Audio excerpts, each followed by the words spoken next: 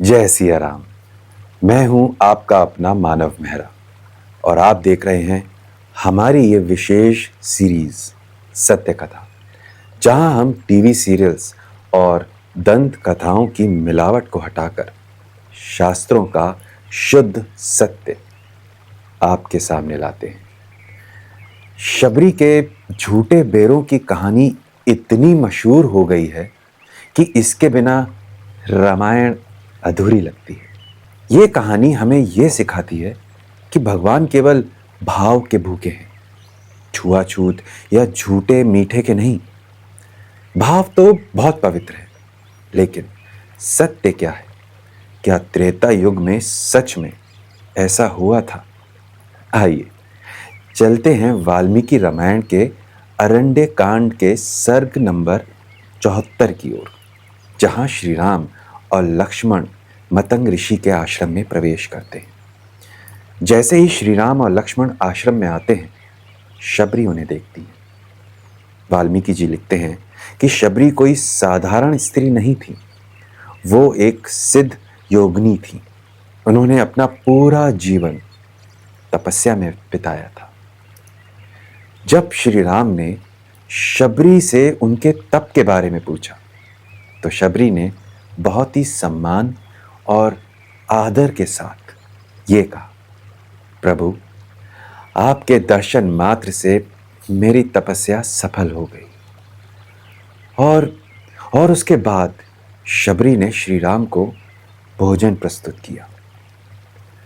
महर्षि वाल्मीकि ने श्लोक में स्पष्ट लिखा है कि शबरी ने पंपा सरोवर के तट से तरह तरह के उत्तम फल, मूल और जंगली मेवे इकट्ठे किए थे, जो उन्होंने श्री राम को अर्पित किए।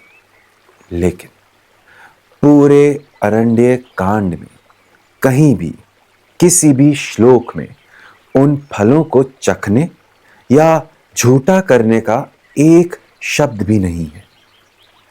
तो सवाल यह उठता है कि अगर वाल्मीकि जी ने झूठे बेरों का जिक्र नहीं किया है, तो यह कहानी हमारे समाज में आई कहां से?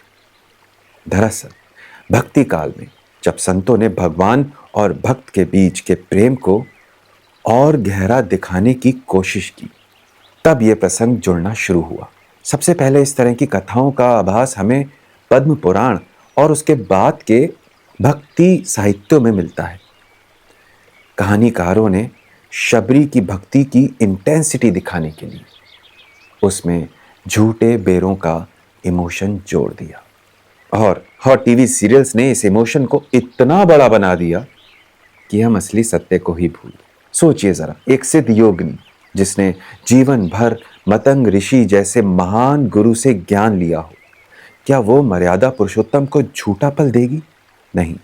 शबरी की असली महानता झूठे बेरों में नहीं थी, उसकी महानता उस प्रतीक्षा में थी।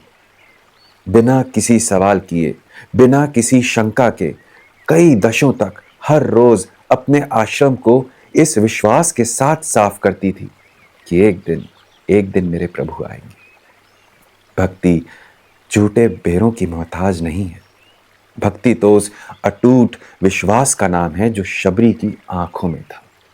और वाल्मीकि रामायण का यही सत्य उस मिलावटी कहानी से कहीं ज्यादा महान और पवित्र है।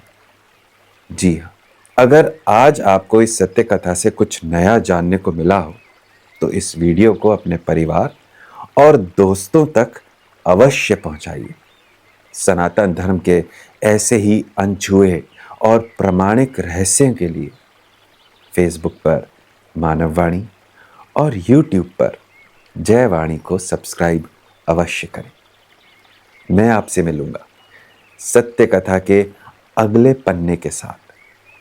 तब तक के लिए जय श्री राम।